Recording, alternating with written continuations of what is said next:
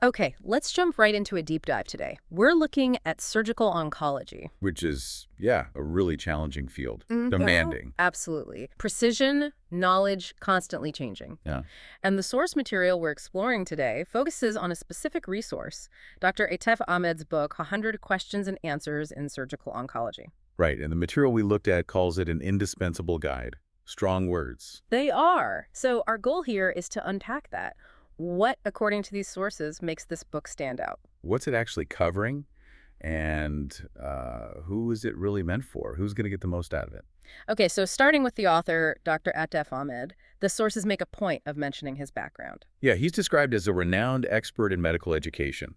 That's highlighted alongside his clinical work. And that combination seems key, doesn't it? Yeah. The source material really emphasizes that the book brings together his extensive clinical experience and this profound knowledge of medical education itself.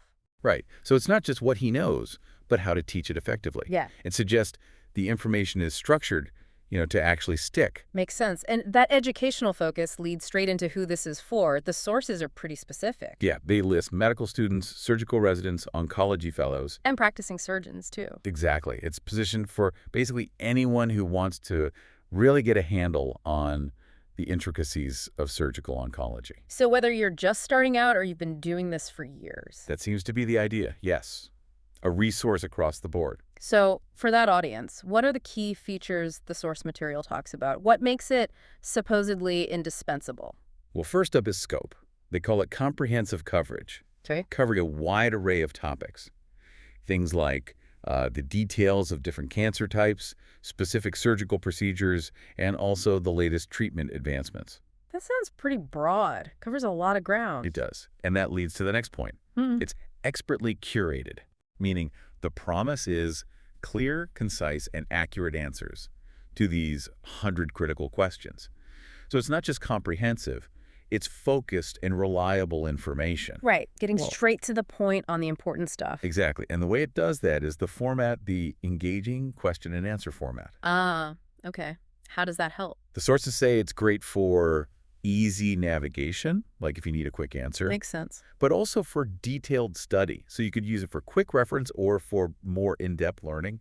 It's presented as really aiding effective learning and retention. Especially for complex ideas. I can see how a Q&A would work well for that. Definitely. And in oncology, things change fast. So the material highlights up-to-date information. Absolutely. It says the book integrates current guidelines, recent research findings, and modern practices. The aim is keeping the reader truly abreast with the latest developments. Which you have to be. In this field, you can't rely on old information. Not at all. So this combination makes it, according to the source, an invaluable resource, especially for exam preparation and continuing education. So practical for training and keeping skills sharp. That's how it's framed, built for the real needs of doctors and trainees. But it seems like it's not just about the technical side, is it? The sources mention something else. That's right, a patient-centric approach. It apparently emphasizes the importance of patient care, decision-making, and ethical considerations. Okay, that adds another layer. It's not purely surgical technique. No.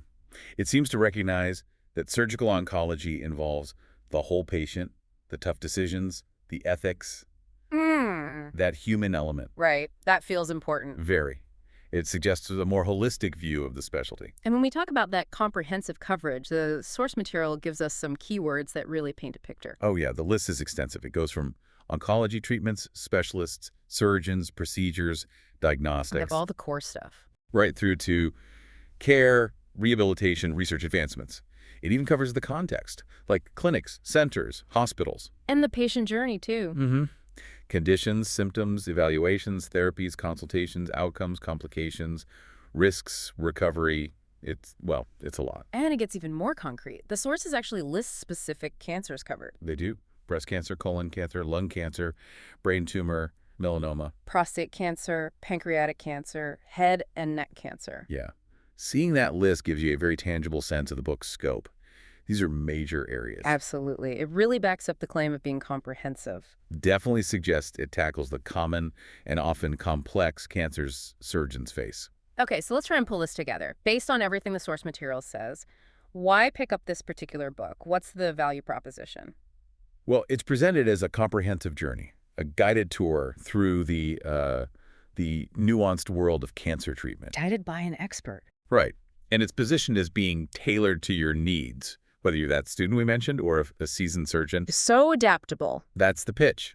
The core idea seems to be the chance to learn from one of the best in the field Dr. Ahmed. and directly use that knowledge to enhance your clinical expertise. So adding it to your shelf is framed as more than just buying a book. Yeah, the source presents it as taking the first step towards mastering surgical oncology, a practical tool for professional development. Okay, so to recap based on the source material, Dr. Ahmed's book, 100 Questions and Answers in Surgical Oncology, comes across as this essential guide for a range of medical pros. It promises comprehensive, expert-curated current info in a really user-friendly Q&A style. And covering not just the how-to of surgery, but also the crucial patient care and ethical aspects across many major cancer types. It sounds like it aims to provide sort of clarity and maybe confidence in what's obviously a very high-stakes field. That seems to be the core message coming from the source material, yes. Yeah. All right, so thinking about everything we've just discussed, the need for current info, the pace of advancements, that patient-centric focus the source highlights, it makes you wonder,